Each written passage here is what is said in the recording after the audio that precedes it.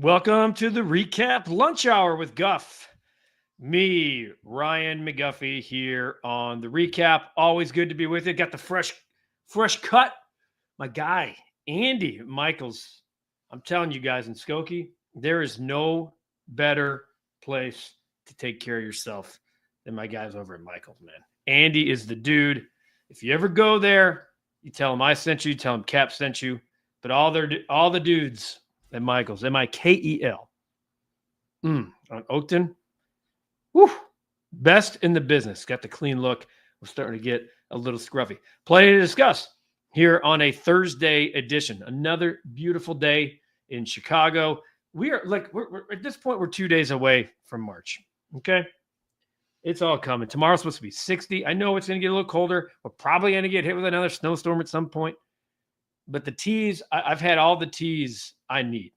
I've got the tees. I'm ready for spring. I'm ready. The windows are open, and we're off and running. Let's talk some baseball today. I mean, we're going to talk. I'm happy to talk Bears. I'm taking whatever you're bringing. You know that forever and always.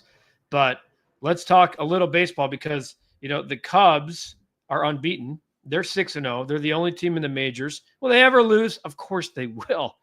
But the fact that we're sitting here, what's funny, and maybe it's not that funny to those of us who cover the White Sox and like the White Sox, is that we're seeing two completely different ends of the spectrum. Cubs 6-0, looking good. The style of play is looking good. Sox 0-5, and they've been outscored 39-13 this spring, and they're the only team without a win. So, good stuff. We did learn today that Nico Hoerner will not make the trip with the Cubs to play the Dodgers in Japan in just a few weeks. Matt Shaw's status is up in the air, but good news on both. I think the plan all along was that Nico Hoerner was not going to make the trip to Japan as he was recovering from the surgery in the offseason. His plan's always been opening day here in the States, and that's good news. The fact, so him not going to Japan, I don't see as a problem whatsoever. Matt Shaw, we thought yesterday he's out. Okay. Today, Matt Shaw told Bruce Levine that he's going to be playing here in the coming days without restriction in spring training games, which he needs to get some spring training games under his belt before he's even thinking about playing in Japan or elsewhere. Because the thought was he was missing the Japan series, and that not that he's having a setback, but that he wasn't progressing from the oblique. It sounds to be that's not the case. What's up, Eli, over in Jerusalem? No, and Godfather, this is what we were talking about both on the radio and here on the recap. Is this is where signing Alex Bregman made a ton of sense. Not just because he's a really good baseball player, but because you're relying an awful lot on young guys. You're relying an awful lot on Matt Shaw to be a more than good third baseman because you have four guys in your lineup that you're looking to take a step. Matt Shaw, who's never played in the majors, Miguel Amaya behind the plate, Michael Busch, who had a good rookie year. Can he take the next step? And PCA in center. Everyone feels like these guys are all taking the next step, but we don't know. And any type of injury, to your point, Godfather, you're sitting here going, okay, now what? Now how does Nicky Lopez fit into the play? How does do we have enough to get through April? It's going to be cold. You don't want oblique injuries that you're dealing with already. Swayze, what's up with you, man? Good to have you back. Eli, what did you think about Noah Schultz and Hagen Smith's performance? I did a YouTube short listen. I thought it was good. We heard about it forever. They talked it up so much on CHSN, and I get it. It was fun to see those guys pitch. Noah Schultz threw 8 pitches. He looked really good. The one hit, I'll tell you what, Miguel Vargas at third base, I don't think so, folks. I think that guy looks like a first base DH to me. He's not quick enough. He's not reactive enough. There was a shot hit to him yesterday when Noah Schultz was on the mound. I thought should have been fielded clean. Instead, it's a base hit to left. He did get out of it with a double play, which was really nice to see, a nice ground ball. Hagen Smith, first of all, you got a 6'11" guy on the mound and Noah Schultz. Okay. That's incredible. The fact that he has control. We saw John Roush 20 years ago with the White Sox, and he was like 6'8", 6'9". He had control issues, ended up being a very good reliever in the big leagues for a long time, but not until he found himself. But Hagen Smith looks like Carlos Rodon reincarnated. The movement, the slider, the wipeout slider, he struck out the side. He did walk one. I think the future is bright for both of those guys. What my concern is that neither one of them are going to be here on opening day, and that's a good thing. Let those guys cook in the minors. I'm concerned about the overall lack of pitching depth in the White Sox at the major league level, both in the starting rotation and the bullpen. And you don't want to get to a situation where you're leaning on young guys to carry you in innings. I just don't like that. I really would have liked to seen some more more Martin Perez's, more Chris Flexen types. Swayze, they did try. Not their fault. He chose another place. You're talking about Bregman, but he was the Cubs contract offer, Swayze, to be fair, was the fourth best offer he received. So while they tried, that sounds very seat at the table-ish to me, because at the end of the day, they didn't try to acquire the player. They didn't give an opt-out after year one. That's what he wanted. They didn't give that. They didn't do any deferred money. The Red Sox did. OD, what's up with you? Good. What's good? It's good. Sorry. Cubs over 86.5 wins. Yes. I like the Cubs in the 90 to 92 right now. Now, that's granted, some of these guys are going to come back clean and play some baseball, like the Matt Shaws and the Nico Hoerners of the world. The division sucks. Now, we know the Brewers are going to be the Brewers. They're going to be good. The Cardinals added nobody. The Pirates are the Pirates outside of Paul Skeens, who's doing the rest of that damage, the other 132 games. The Reds are on the come, but are they a piece away right now? I would argue yes. They could be players at the trade deadline, though. We'll see. What up, Matthew Rooney? Boy, do we owe each other a catch-up. My goodness. He tried in the same way the Sox tried for Manny Machado and Bryce Harper. That's why I wanted to put that comment. Swayze, that's a reply. That's a reply to the Alex Bregman situation. It's very comparable. Like, seat at the table. Well, we came up short. No, you didn't. You didn't get the player. So I don't know. The real Phil Simms. Good afternoon to you, my man. Championships week starts next weekend. Let's go. You guys know that I've been leaning heavy in the play of the days on college basketball. Holy hell, the last two nights. Are we going to lip ripper? I know you're already on here. I'm going to get into it. Effing free throws have cost us 2 straight wins here. We're going to get into that here in a minute. Will you and Cap go on the road? We'll definitely be off the charts. We're not going on the road for any specific championship week or championship game. Obviously, we did the Kansas trip a few weeks ago. But I can tell you one thing. We'll be locked and loaded. We'll probably go live during the tournament. There's some discussions about – we'll see. I'll just put it that way. We are having discussions about watch party type stuff.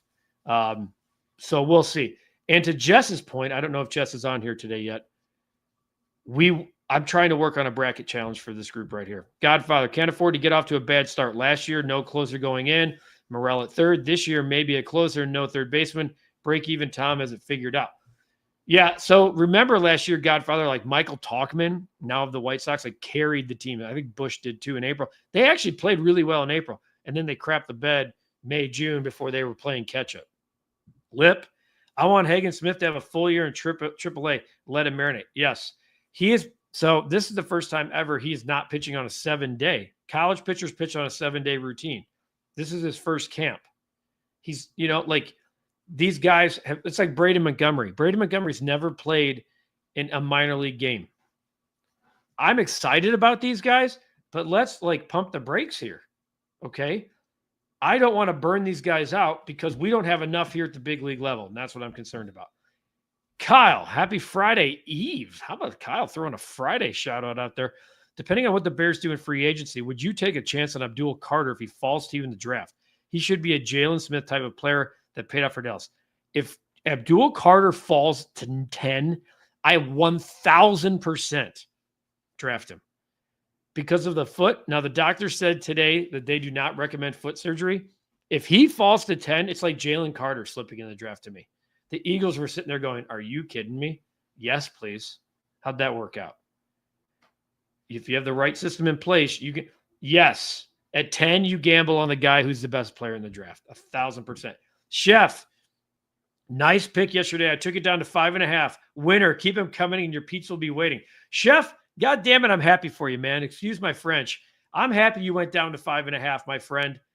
Chef Paul's been cashing tickets. We've been cashing tickets collectively. Florida the other day was a joke, and their free throw situation cost us. It did. It cost us in that game.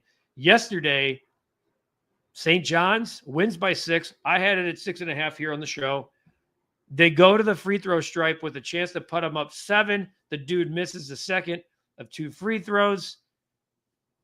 They win by 6. Like that's, and they were 14 of 19 from the stripe. You think I watched a little bit of St. John's basketball last night? That's the good thing though for the tournament. I've been previewing a lot of these guys.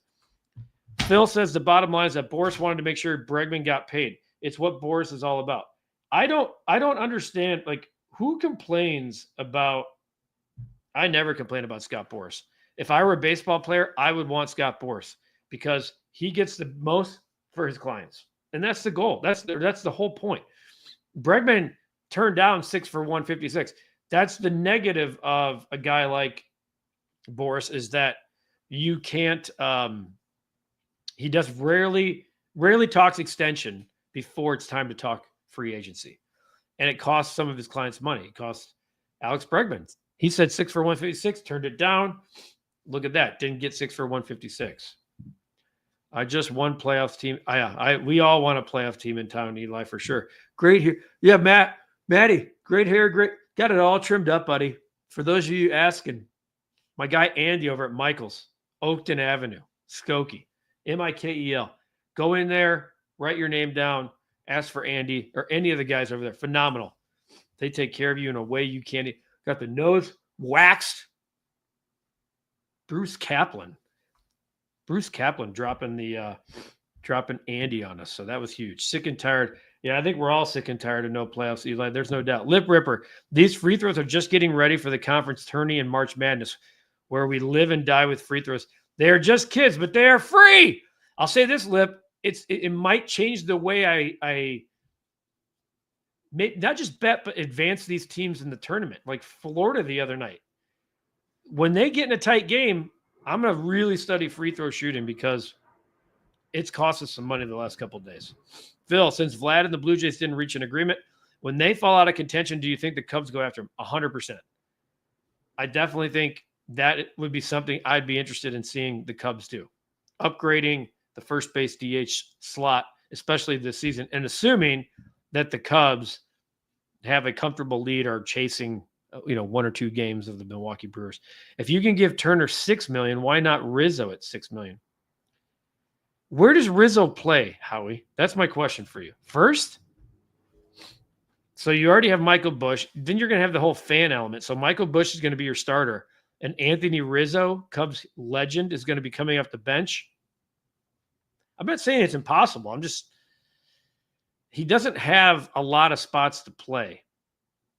But you're not wrong. And maybe it's something they'll still consider, Howie. They don't really have a good backup first baseman, but I think that's kind of what Turner is now. Turner's been taking some balls over at third again.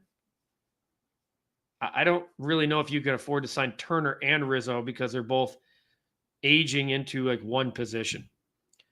Godfather complaining about money again. We have Gallagher Way, new bathrooms, a new scoreboard, new hotel, top players. Who needs them? I understand, Godfather. I get it, man. I get it. Did you have the late night Boise game easy money? I did. And not just that, through a parlay that hit too. So Lip, you, my friend, are the cash. If you all, by the way, he gives great picks. So when I give my picks, I usually throw Lips up there. So, Chef Paul, who I know dances on the right floor, that guy likes to cash tickets. Take a look at what Lip Ripper puts out there every night. All right. I was thinking there might be a start bench cut today for something else. But let's do it. Let's before I bring it up, we got to go with the animation. Start bench cut. I like it. It's been more of a daily thing again. I'm very happy it's back. Coming back from Pablo, which makes a lot of sense. So Pablo with the start bench cut for everybody. Best time of the year. Start. Summer. Chicago summers, everything. Bench. Fall. Love when all sports are on. Cut. Spring. March Madness is amazing, but I love the other two. Wow. I think oh, man. I think I have to agree with you. I love spring, though, because it's a sign of what's to come. But when you're putting it up with those two, yeah, Pablo, I'm going those two as well. Christian, if Shaw's not 100%, then don't play him in Tokyo. I feel like I'd be surprised at this point if he goes to Tokyo. I could not agree more, Christian. What's the sense of rushing him for 2 games? I don't think people should panic one way or the other if a player doesn't make the trip to Japan. I don't.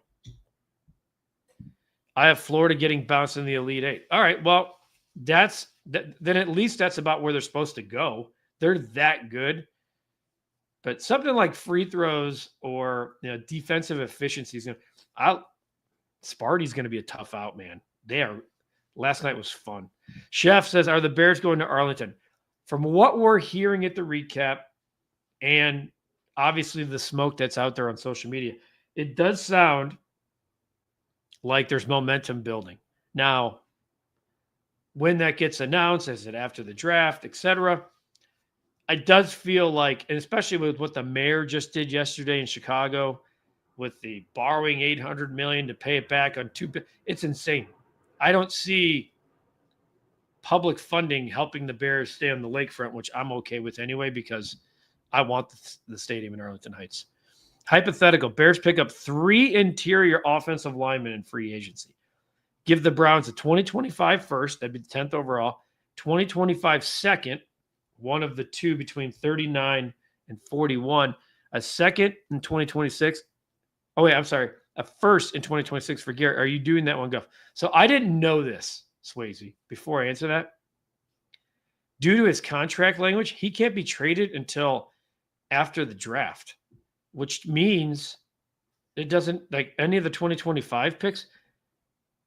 I didn't hear this until yesterday. That changes everything, and it makes it really hard to trade a guy if you're not getting draft capital this year. I need to read more about that, but that's what Cap and I were discussing yesterday. Great question. It sounds, everything I've read is that Ronnie Stanley, even though it's his first time to free agency, could stay in Baltimore. But you never know how this thing works. All of a sudden, desperation kicks in. Someone throws 5 more AAV at you. We'll see.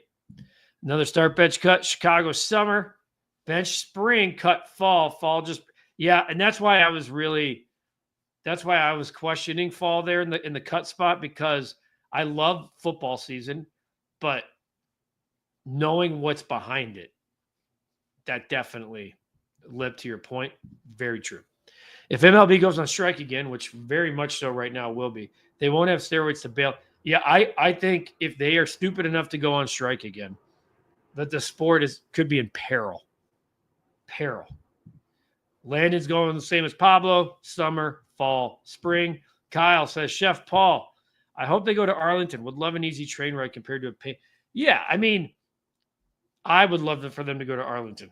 That the train would be a party the whole time up there. There's already infrastructure. The train stop's already there.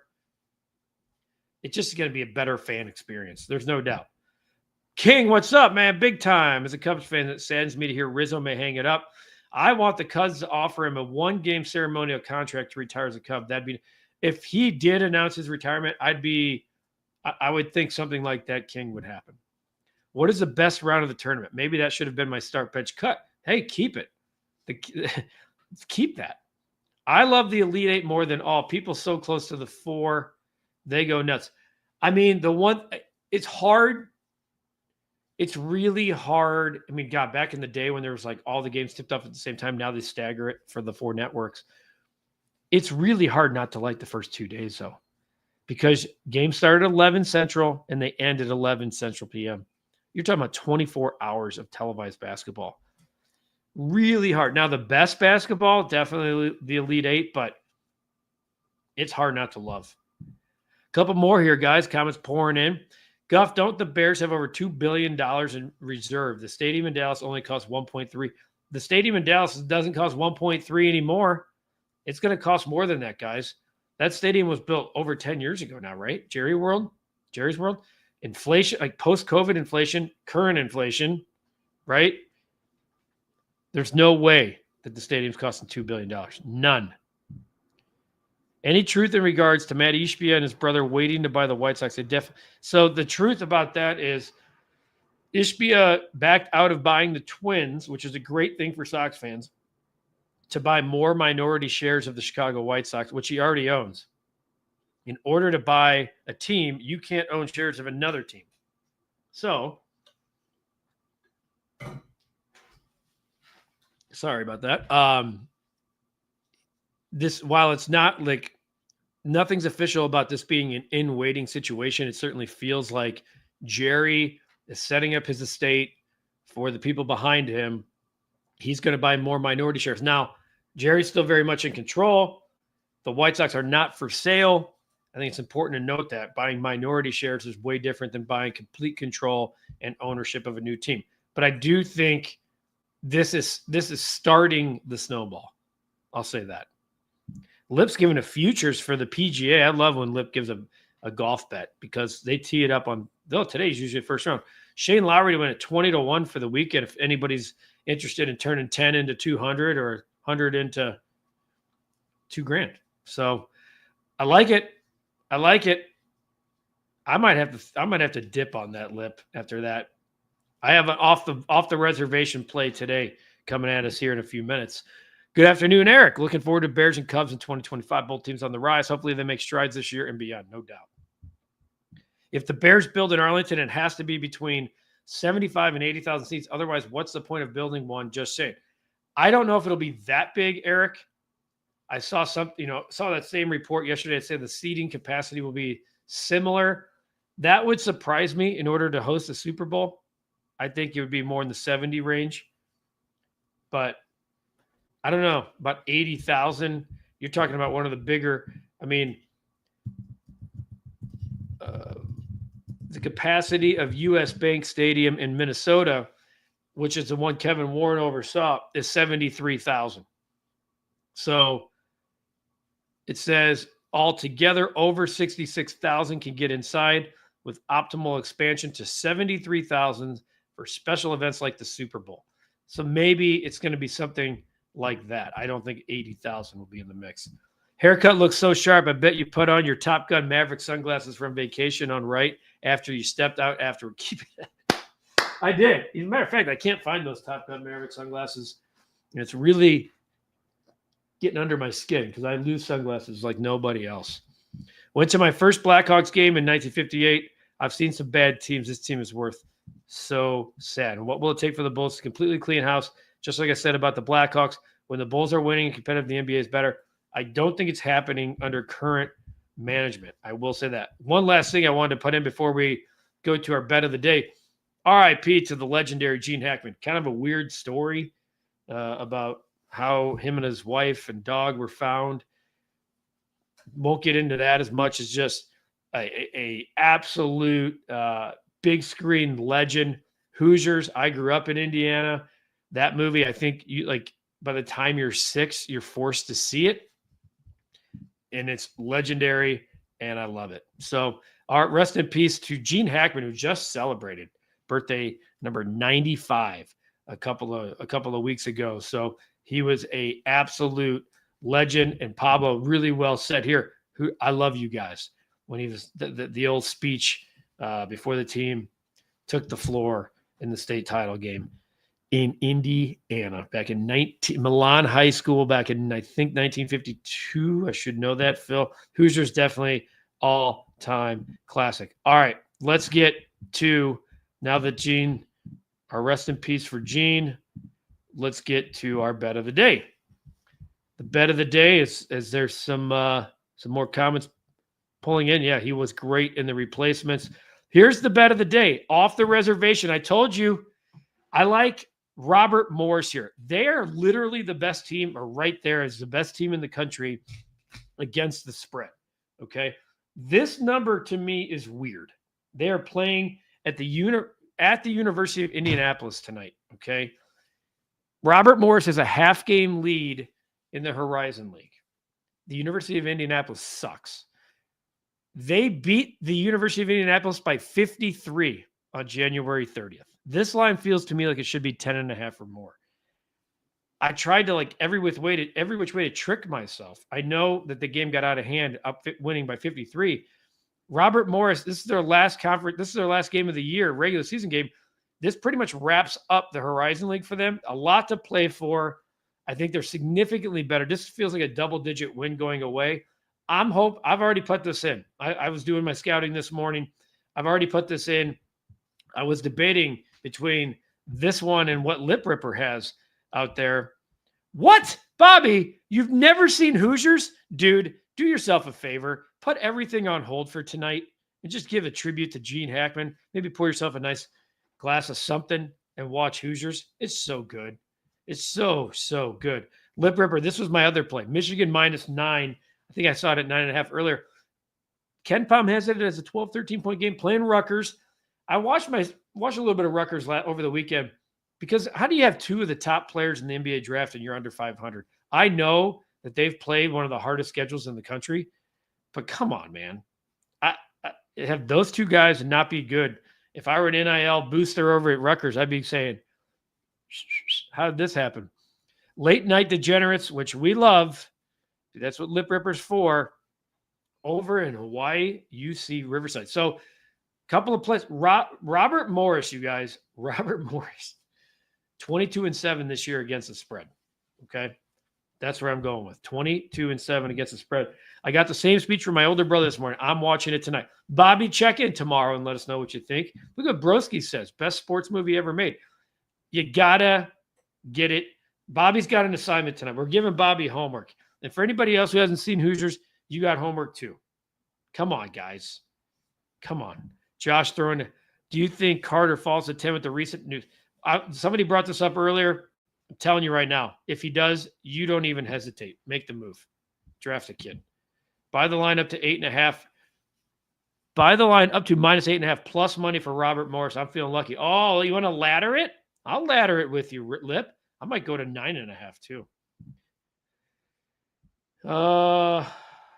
You need a Roddy or a Hayward on the roster to win it. Yeah, no doubt. All right. Pablo, last one. I don't give in to peer pressure, but I swear the passion that you use to talk about betting is going to have me heading into the casino. Hey, bet responsibly, folks. For those of you who do bet, the picks for you, if you don't bet and you're itching, my advice is it's out there. It's fun. It doesn't cost anything. If you want to throw $5 or $10 just to get your feet wet, we're doing it tonight on Robert Morris. I appreciate you guys. Look, we're right around 500. You win some, you lose some. This has been a jinx, man. Every time we get close, we end up falling backwards again. Appreciate you guys. One more to wrap it up. The last day of February, tomorrow, right here on the Recap Lunch Hour with Guff, me, Ryan McGuffey. For everybody at the Recap, take care of each other. Be good to each other. Wake up smiling, man. Every day we wake up is a day to be grateful. There's no doubt about it. All right? Have a great rest of your day. I'll see you tomorrow. We have coverage on the Recap Rush Hour later. We're doing a White Sox podcast tomorrow. We've released a new Bulls podcast is out, a new Cubs podcast is out. A lot going on, folks. We'll see you guys tomorrow. Have a great day.